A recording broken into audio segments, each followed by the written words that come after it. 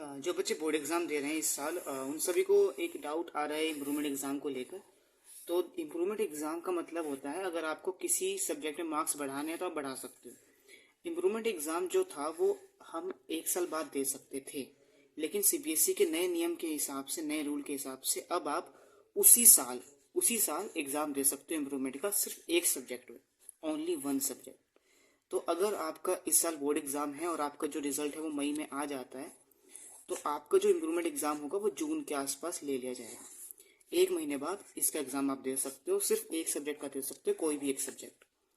अच्छे से क्या रूल्स हैं, तो जो इम्प्रूवमेंट एग्ज़ाम है उसमें एक पूरी लिस्ट आएगी सब्जेक्ट की, उसमें से ही आप सिलेक्ट कर सकते हो। ठीक है, इम्प्रूवमेंट एग्ज़ाम में कुछ सब्जेक्ट की लिस्ट होगी, उसमें से आप सिलेक्ट करोगे अपना सब्जेक्ट। मार्कशीट जो मिलेगी वो नहीं मिलेगी। ठीक है, अब मान लो आपके मार्क्स बढ़ गए, पहले आपके मार्क्स 50 थे और 50 से 60 हो गए, तो 60 वाले मार्क्स आपको अब नई मार्कशीट देंगे। वो उसमें नई मार्कशीट में 60 नंबर दिए होंगे।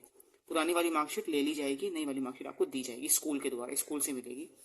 एग्ज़ाम की जो डेट है वो क्या होगी, तो एक महीने बाद एग्ज़ाम होता है। ठीक है, 1 मंथ, एक महीने बाद एग्ज़ाम हो जाता है। क्या सभी सब्जेक्ट के एग्ज़ाम दे सकते हो? नहीं दे सकते हो। इम्प्रूवमेंट एग्ज़ाम अगर आपको एक से ज़्यादा में देना है, मान लो आपको एक से ज़्यादा में देना है, तो फिर आपको अगले साल देना होता है, एक साल बाद। वो फिर आप जितने मर्जी दो, उसके अलग रूल्स होते हैं, उसके रूल्स, उसके नियम सब अलग हैं, वो अभी की बात नहीं है, वो अलग से होगा। ठीक है, वो अलग चीज़ होती है। अभी के लिए 100 बेड की बात करें तो ये नियम होते हैं। जो फॉर्म आएंगे वो फॉर्म आपके रिजल्ट के बाद ही आ जाएंगे। जैसे रिजल्ट आएगा उसके कुछ दिनों बाद ही फॉर्म आ जाएंगे, है ना, 5-10 दिन के बाद लगभग फॉर्म आ जाते हैं। वो फॉर्म कौन भरेगा?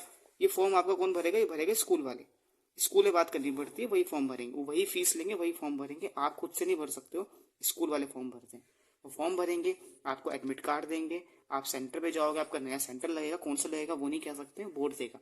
बोर्ड आपको सेंटर देगा, वहाँ पे आप जाओगे, एग्जाम दोगे, रिजल्ट आएगा। उस रिजल्ट में अगर आपके मार्क्स बढ़ जाते हैं तो बड़े हुए मार्क्स आपको मिलेंगे। अगर घट जाते हैं, मान लो 50 से 40 हो गए, कम हो गए, तो फिर 50 वाले मिल जाएंगे। जो ज़्यादा मार्क्स होते हैं वो मिल जाते हैं। अगर कम हो गए तब भी कोई दिक्कत नहीं है, कम हो गए तो पहले वाले तो मिल ही जाएंगे। अगर बढ़ गए तो बड़े वाले जो इंक्रीज हुए वो मिल जाएंगे। ठीक है, ये रूल्स रहते हैं। तो कोई और डाउट होता है कमेंट करिएगा, और टेलीग्राम ग्रुप पे है तो टेलीग्राम को ज्वाइन कर लीजिए, अगर नहीं है तो, क्योंकि टेलीग्राम ग्रुप का जो लिंक है वो आपको मिलेगा डिस्क्रिप्शन में, वहाँ से आप ज्वाइन कर सकते हैं।